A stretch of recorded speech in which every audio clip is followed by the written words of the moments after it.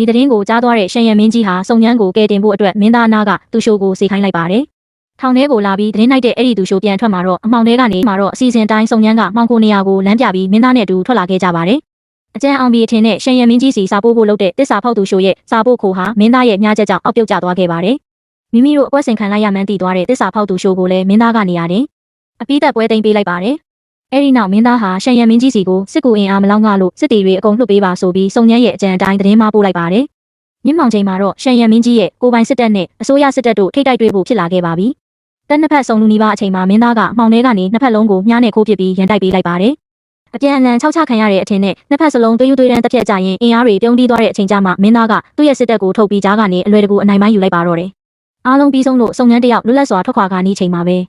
မင်းသားရဲ့အနီးကပ်အရာရှိကသူမရဲ့လမ်းကိုထပ်မံပိတ်ဆို့တားဆီးလိုက်ပြန်ပါပြီ။စုံညမ်းတယောက်ဘာကြောင့်ထပ်ပြီးအတားဆီးခံလိုက်ရတာလဲ။နောက်တစ်ပိုင်းမှာဆက်ကြည့်ပေးပါဦး။